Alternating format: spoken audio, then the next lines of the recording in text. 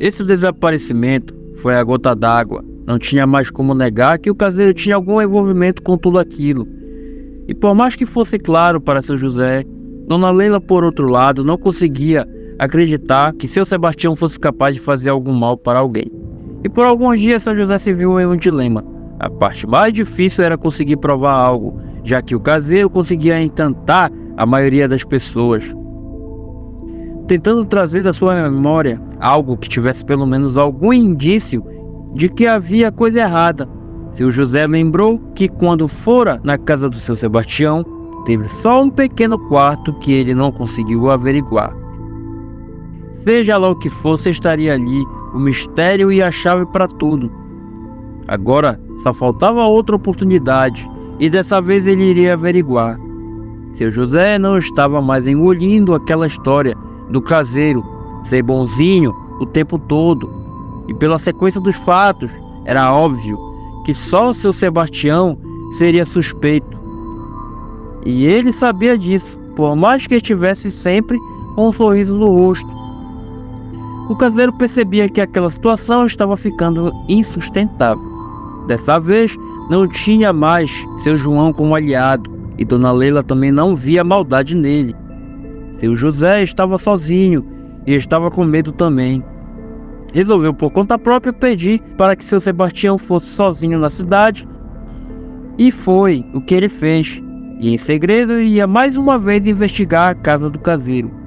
Logo quando o caseiro saiu, seu José não perdeu tempo e quase correndo foi até lá, e logo de cara viu que todas as portas e acessos da casa estavam trancados, coisa que outrora não estava. Só isso já era suspeito. Ficou claro que seu Sebastião tinha percebido a visita indesejada do seu José. E diante dessa situação, já quase sem esperança, o patrão resolveu que ali seria tudo ou nada.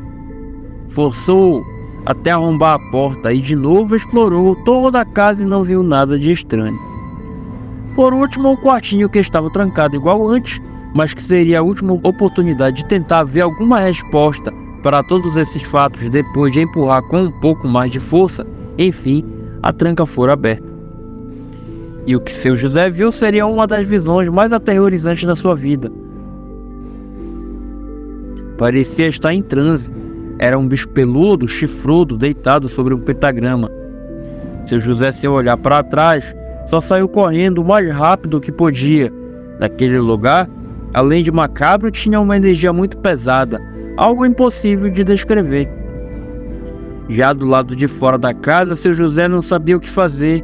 Se afrontaria o caseiro se ficava calado, já que não tinha como disfarçar as portas arrombadas. Por alguns minutos ficou ali em estado de choque, tentando pensar no que fazer e tentando absorver toda aquela situação. Outra dúvida era se contava para Dona Leila ou não, já que além do medo e do desespero que aquelas informações iriam causar, ela gostava muito do caseiro e tinha a possibilidade de ela não querer acreditar naquilo tudo. Passaram algumas horas até que seu Sebastião chegasse da cidade e de novo com um sorriso no rosto se aproximou do seu José. Prestativo como sempre disse: "O senhor vai precisar de mim para mais alguma coisa?" De cara fechada, seu José disse: "Seu Sebastião, se sente aqui.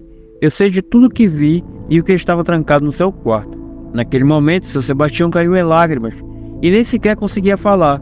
Seu José, ainda com medo e receio do que podia acontecer ali, esperou ele se recompor e disse que ele devia uma explicação. Ele merecia saber o que estava se passando na propriedade dele. Depois de alguns minutos de choro, enfim, seu Sebastião conseguiu falar. Ele contou que havia muitos anos que era um prisioneiro daquela criatura. Falou que estava no seu limite e que não estava aguentando mais ter que carregar aquele fardo.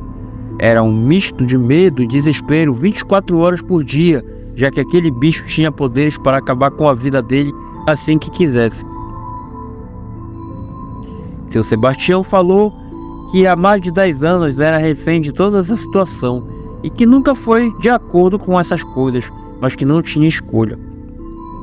Ele explicou também que, achando ser brincadeira, leu um livro de magia antigo, resolveu fazer alguns feitiços, dando assim vida àquele espírito das trevas, que naquele momento habitava um bode, e que poderia se apossar de qualquer animal. Explicou que por diversas vezes tentou se livrar, mas o bicho levou e destruiu tudo que ele amava, e que estava prestes a pôr a própria vida em risco. Diante de todo aquele sofrimento, e que era fraco e não tinha forças para sair dessa situação, seu José indagou o porquê dele nunca ter falado nada, nunca ter pedido ajuda. Seu Sebastião disse que todas as pessoas que ele podia ajudar, todos aqueles que algum dia tentaram ajudar, tiveram um fim trágico. E logo em seguida o caseiro disse: "Fuja daqui, seu José, leve Dona Leila junto e nunca mais fale disso para ninguém." Extremamente comovido com aquela situação, seu José disse que não iria deixar ele para trás. Disse que nunca tinha desistido das pessoas que ajudaram ele. Naquele momento, seu José entendeu que o caseiro não era ruim, mas que estava com medo e guardava aquele segredo por ter medo de morrer. Juntos, nisso e entendendo que seu José não o deixaria para trás, tentaram lhe traçar alguma estratégia, já que de forma nenhuma seu Sebastião teve sequer a coragem de pensar como destruir ou espantar aquele bicho que agora habitava um bode. O medo era tanto que nunca nem por um segundo seu Sebastião tinha pensado que seria capaz de dar um fim naquele espírito. Logo de cara, para preservar a integridade da Dona Leila, resolveram então contar nada para ela e começaram a pensar algo que pudesse atingir aquele bicho. O caseiro disse que quando estava acordado, ele andava igual gente, se movimentava rápido e que dificilmente algo poderia atingir. Talvez a única coisa que possa ter algum efeito contra esse bicho seria algo sobrenatural igual ele.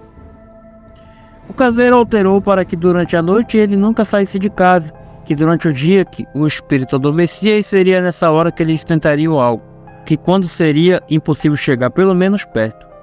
Outra coisa que ficou acordado foi manter segredo absoluto e que eles só iriam falar sobre essas coisas pela manhã e tarde, e que o bicho em hipótese nenhuma poderia saber que sua existência tinha sido descoberta. Seu Sebastião pediu desculpas pelo Marley, o gato tão adorado do casal. Falou que por diversas vezes tinha pensado em ajudar, mas por medo não conseguia criar coragem.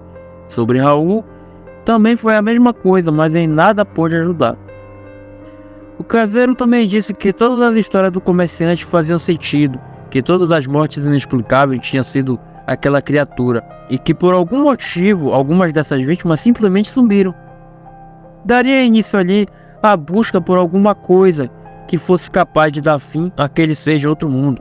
E o mais importante, tudo seria ser feito no mais absoluto sigilo e cuidado. Teria que ser o mais rápido possível.